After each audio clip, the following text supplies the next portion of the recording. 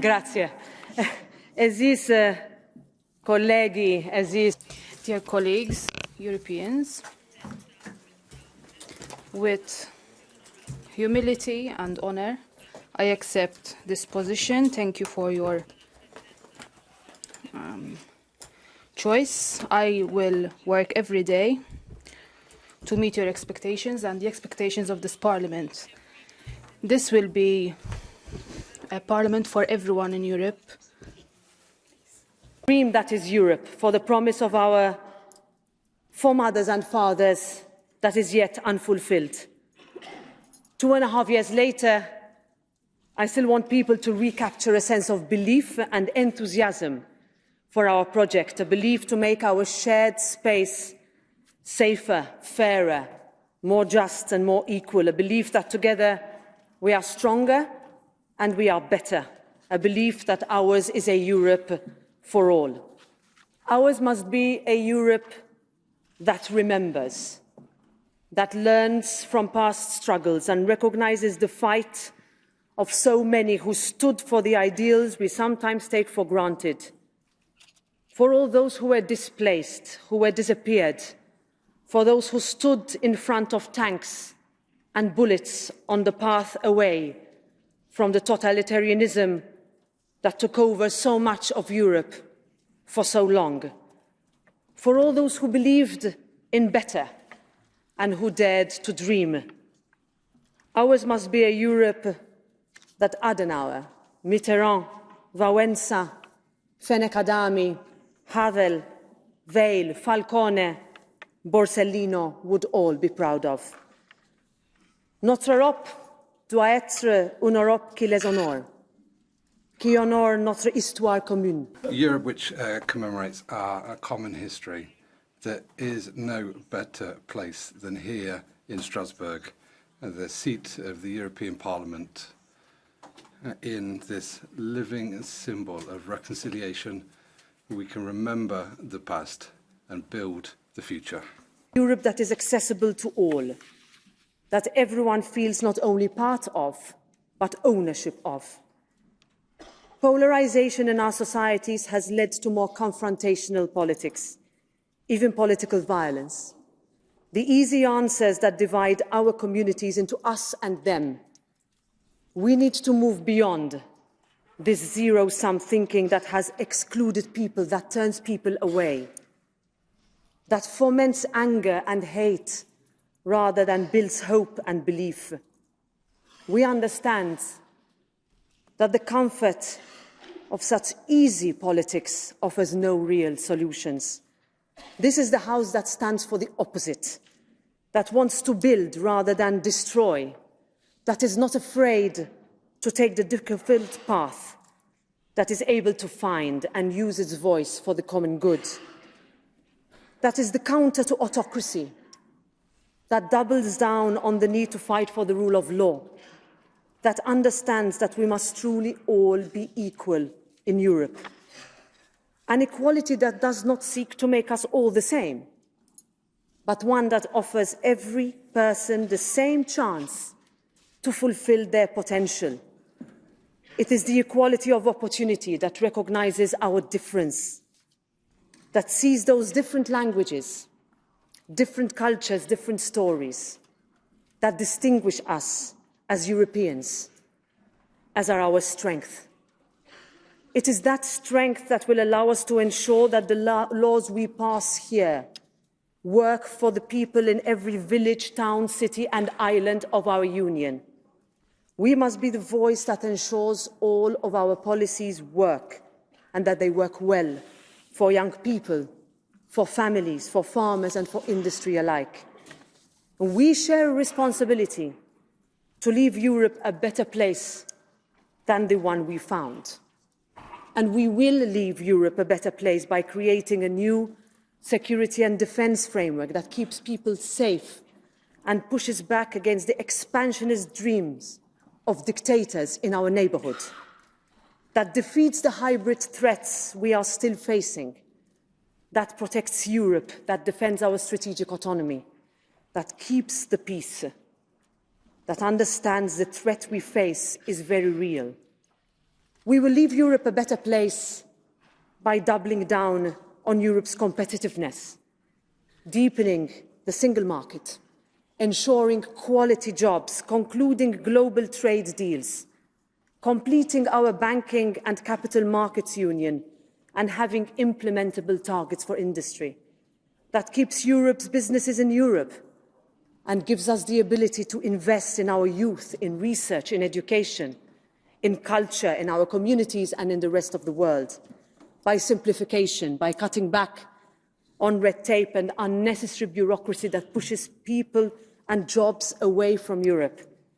The successes that our people remember the most are the ones where Europe has simplified their lives. We will leave Europe a better place by giving real solutions on climate.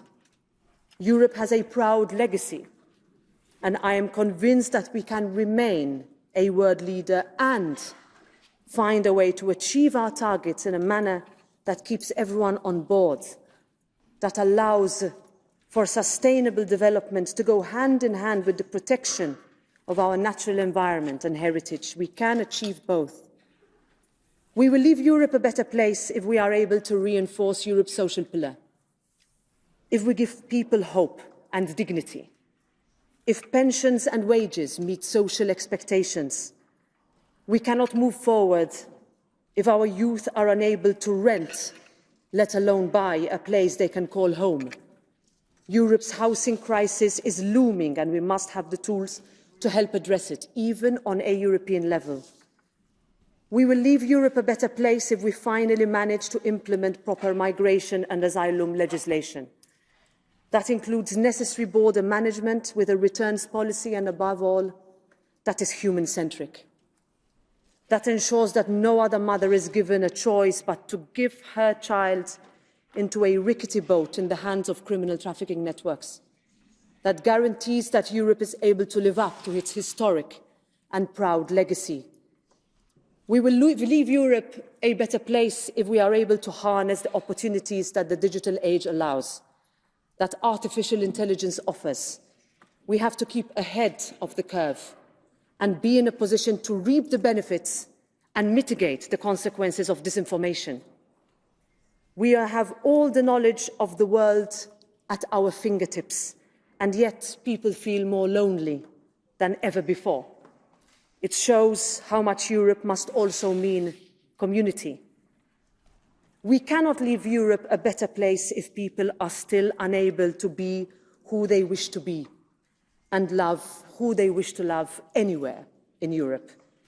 If we do not remove all the barriers that prevent people with disabilities in our union from having the same chances in life as everyone else, if we are unable to fight discrimination or stem rising anti-Semitism or Islamophobia, if hate and violence continue to be a driving force of too much of our political discourse, we must deliver a Europe where everyone feels at home, where girls like Coco from Ireland are protected from their tormentors.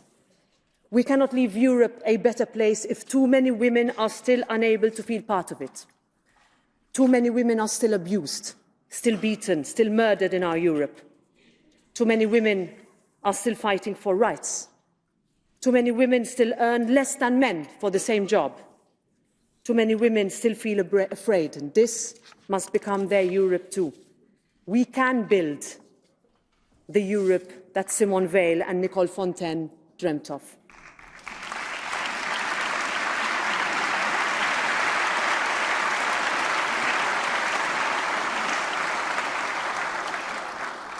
The Europe that Marie Skłodowska-Curie was unable to fully harness. The Europe that Julia, Pellin, Anna Vanessa, Daphne and so many other women will never be able to see. We will do it for them, for all those unable to speak, and for all those who come after. I know that together we will leave Europe better than we found it. I know that when the world looks to this Parliament, they will see a house that defends rights, that protects journalists, that values freedom, that understands its role in the world as a beacon of democracy across the globe. La tendenza all'essere uniti è una delle costanti della storia, disse Alcide De Gasperi 70. This is the legacy of De Gasperi from 70 years ago. We will write, we will continue to speak of Europe in the terms in which he spoke of it, and we will not relinquish the hope and the belief that Europe will be ever relevant. These are words spoken by him, which we must keep in the forefront of our minds throughout this legislature. Take democracy for granted. We have seen that our European values are regarded by too many as a threat. It is a badge given to us by autocrats that we will continue to wear proudly. The Russian war of aggression against sovereign Ukraine remains at the top of our agenda. I went to Kiev in your name at the outbreak of the war. It was a visit that gave new impetus to our House, new visibility and influence. This House helped put the political spotlight on the need to stand with Ukraine, and that light is one that people rely on us to keep shining as brightly as it can be.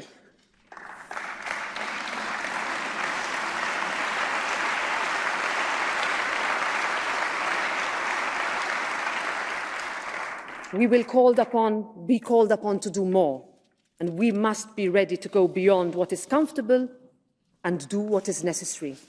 We do this because Europe must stand for freedom, for peace, a real peace with justice, with dignity, and with liberty. Because in Europe we understand how to heal seemingly impossible divides. That must also be the guiding philosophy of our reaction to the conflicts in the Middle East, where even in the fog of war, ours must continue to be the voice of humanity, pushing for an end to the intergenerational cycle of violence, for a two-state solution, a sustainable peace, and the return of those hostages still taken.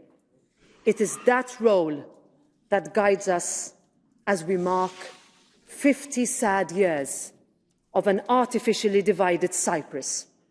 We must be the generation that is able to find a way forward under the auspices of the UN plan. We must finally plug the gap that is so dark in Europe's history with a viable solution in line with Security Council resolutions and our European values.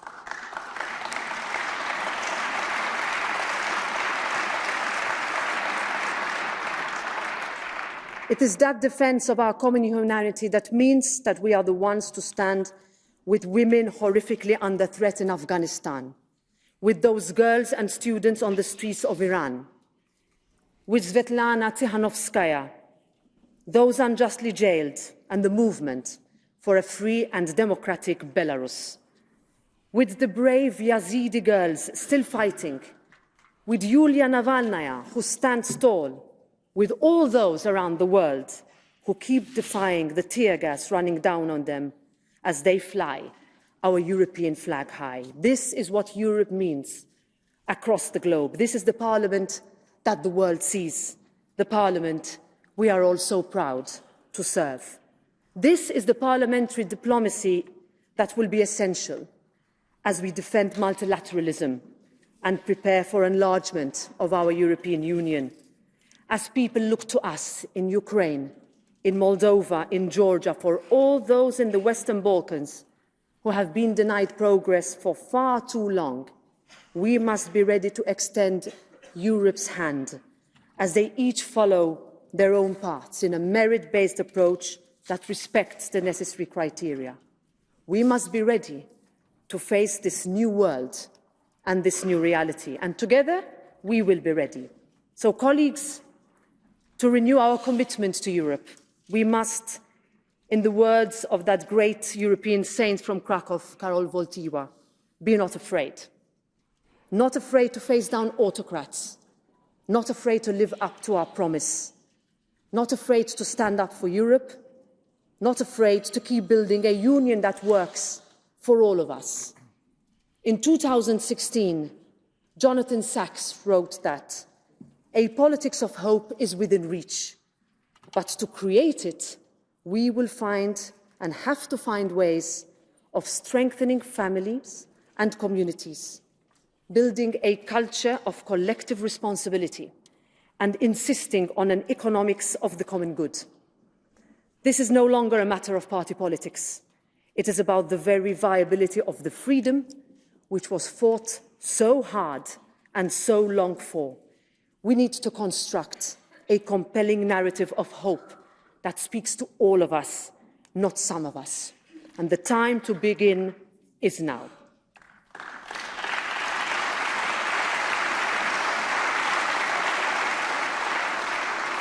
Friends, we can regain the narrative of this great union of ours. We can inspire new generations of Europeans, because Europe is hope. Europe is belief. Europe is all of us. Europe remains the answer. Vive l'Europe.